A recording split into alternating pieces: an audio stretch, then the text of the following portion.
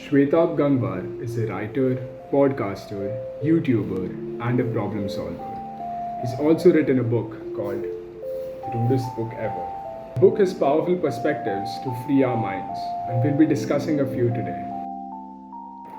Aim for life satisfaction, not happiness. We humans, we are happiness junkies. We want to feel good forever. I want to feel good now. But that is in the present, whereas life satisfaction is by definition future oriented. Try making a switch in your words right now. I want happiness in life versus I want life satisfaction. The intention behind saying both is the same, but the meaning it elicits in your mind is totally different. When you're chasing happiness, all your decisions are made in the present. Whereas if you're pursuing life satisfaction, your decision making tends to be long term. How to achieve life satisfaction? It is consciously choosing 5 things that give you something to live for, wants that are very personal to you, things to do that are personality driven, not materialism driven. For me right now, the 5 things that give me life satisfaction are sports, meeting new people, learning, reading, playing with kids. Chapter 7. Rejections and failures. A lot of rejections will have nothing to do with you. Rejections are normal. Have you ever rejected someone romantically? Think of how much thought and time went behind it. What were the factors that you considered before accepting or rejecting? How can you take a rejection personally when it doesn't take more than a few seconds to happen? Different people seek different mixtures of emotional, intellectual, and physical. You have to find the one who is looking for the mixture that is you. That does not mean a terrible mix has somebody looking for them too. We are still primates at the end of the day. The rules of natural selection still apply. Humans are choosing.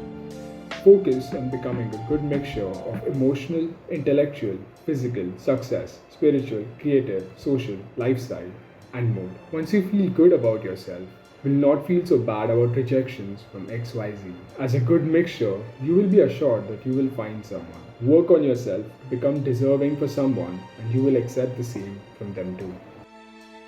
Chapter 5 is People are weird. What do you think of people? What is the nature of humans? How do we act? Can we really generalize it? Can we say humans are this or that? Truth is, we have never really thought about it. We've never really thought about the nature of people. Let's test the word weird. The book gives 4 examples. They don't want to be friends with me because I speak stupid. They don't want to be friends with me because they are amazing. They don't want to be friends with me because people are complicated. They don't want to be friends with me because people are weird. By saying that people are weird, you don't read too much into experience. You end up refraining from assuming the worst about yourself. Basically, by saying that people are weird, you're accepting the fact that you don't know, that you don't have enough data. People are complicated. Although it is sensible, it is highly impersonal, alienating, and sounds like we are defining machinery we don't know much about. It removes the humanness out of people. People are weird, whereas retains the intrigue and surprise of being human too. I don't know who you are, and you can turn out to be a mean person, selfish, anything. I'm still open to learning about you, but with caution. Weird is one of the most interesting words humans have come up with. It brings multiple meanings and ideas in the mind, such as mystery, fun, different, breaking rules, confusing, and in some cases, self-aware. People call themselves weird proudly as a compliment, which shows that it has social acceptance, connotations of positivity, and self-acceptance. It has the property of strangeness and diversion from norms, which gives people space to act oddly at times. Let's be weird. Lastly, weird has the same quality of lack of information that complicated does, but without that feeling of impossibility. Weird feels approachable and solvable, whereas complicated feels hard to solve and requires complex thinking. You don't have the slightest idea what's going on in their lives, what kind of a person they are, why they are the way they are, and what kind of persons they will become. You don't know. Also, too much pointless overthinking. You tried, and that's great. Always remember, your job is to understand and take care of yourself. We get hurt by rejections all the time from people we have no real data about. You are a nation. If you were to see yourself as a nation, then who is in charge of that nation? Are you?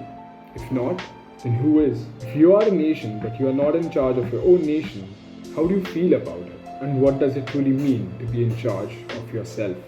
Humans are terrible at managing themselves. We find it very hard to navigate ourselves in the direction we want to. We find it very easy to give advice to others. Why? We look at ourselves emotionally. We look at others logically. When you look at yourself emotionally, and without thinking, you end up judging yourself, disliking yourself, getting overwhelmed, and quitting. Life will never cease being a mess. It is how often you clean the mess, how efficient you are, will determine how pleasant it is to live. What is a nation? 1. Start seeing yourself as a nation. 2.